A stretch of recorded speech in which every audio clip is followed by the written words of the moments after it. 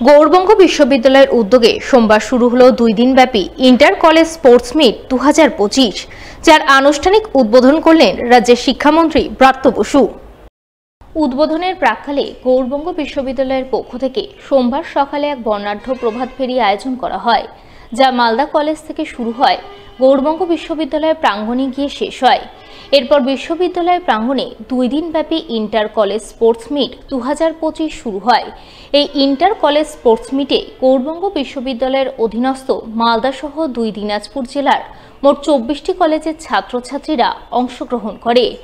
গৌড়বঙ্গ বিশ্ববিদ্যালয় inter college sports meet প্রদীপ প্রজ্বলন করে balloon উড়িয়ে আনুষ্ঠানিক উদ্বোধন করেন রাজ্যের শিক্ষামন্ত্রী ব্রাত্য বসু। এছাড়া উপস্থিত ছিলেন রাজ্যের 2 প্রতিমন্ত্রী সাবিনা ইয়াসমিন ও তাজমুল হোসেন। এছাড়াও উপস্থিত ছিলেন রাজ্যসভার সাংসদ মৌসুম নূর, গৌড়বঙ্গ বিশ্ববিদ্যালয়ের উপাচার্য পবিত্র চট্টোপাধ্যায় সহ আরও অনেকেই। তাদের উপস্থিতিতেই প্রথম দিন বিভিন্ন ইভেন্টে স্পোর্টস অনুষ্ঠিত হয়। এতে বিভিন্ন কলেজের ছাত্রছাত্রী অংশগ্রহণ করে ময়দান মাতিয়ে তোলে।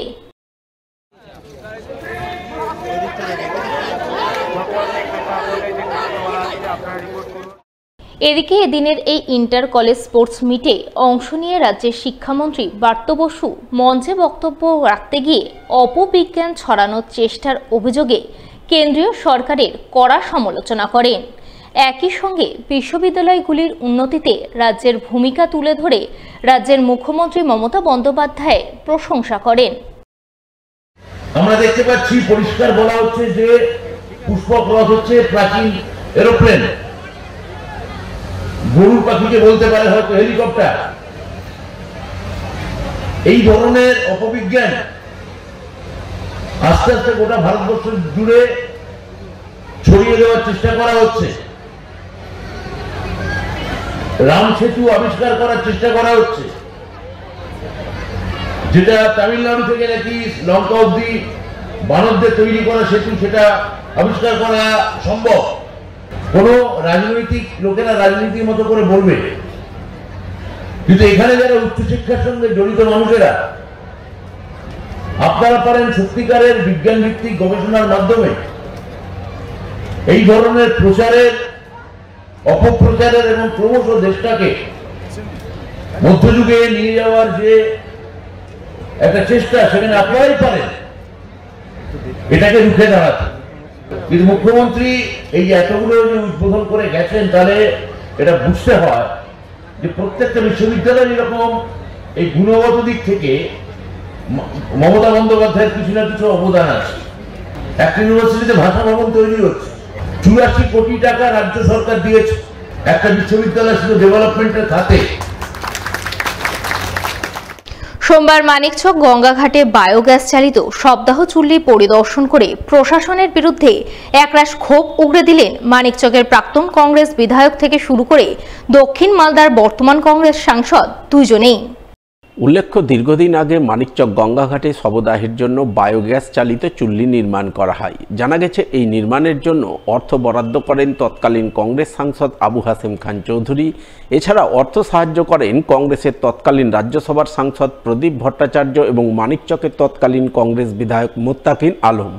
তারা উদ্যোগী হয়ে মানিকচক গঙ্গাঘাটে শবদাহের বায়োগ্যাস চালিত চুল্লি নির্মাণ করলেও তা কিছুদিন পরেই দেখভালের লোকজনের অভাবে বন্ধ হয়ে যায়।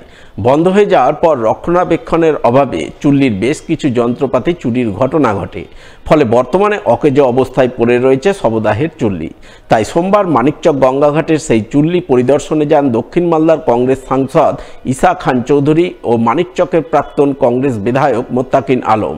তারা সব দেখে শুনে সংবাদ মাধ্যমের মুখোমুখি হয়ে অভিযোগ করে বলেন, প্রশাসনিক উদ্যোগের অভাবেই চুল্লিটি অকেজো হয়ে পড়ে রয়েছে।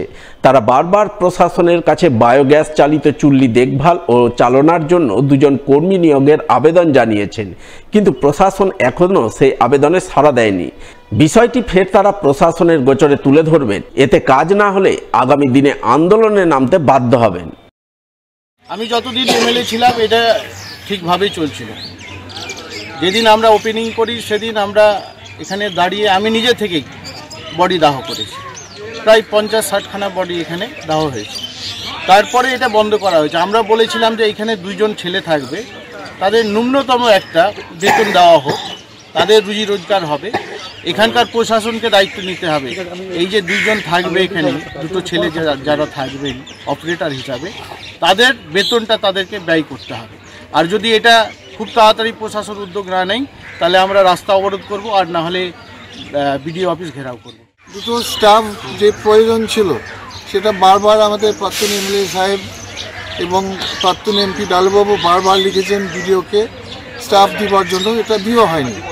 আর সবাই জানে এখানে শ্মশান ঘাট যে আছে এটা সবচেয়ে গুরুত্বপূর্ণ শ্মশান ঘাট এই রিজনে, কারণ শুধু মানিকচকের লোকরা এটা ব্যবহার করে না, এটা রতুয়ার মানুষ, এটা হরিশ্চন্দ্রের মানুষ এখানে এসে এখানে ডেড বডিকে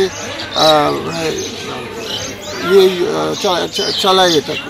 তো এটা খুব প্রয়োজন আছে। এখানে কিছু মোটর টোটর চুরি হয়েছে, সেটা কোনো সমস্যা নেই, সেটা আমি টাকা দিব, এখনই বলছি, কারণ কিন্তু আমাদের সহযোগিতা দরকার।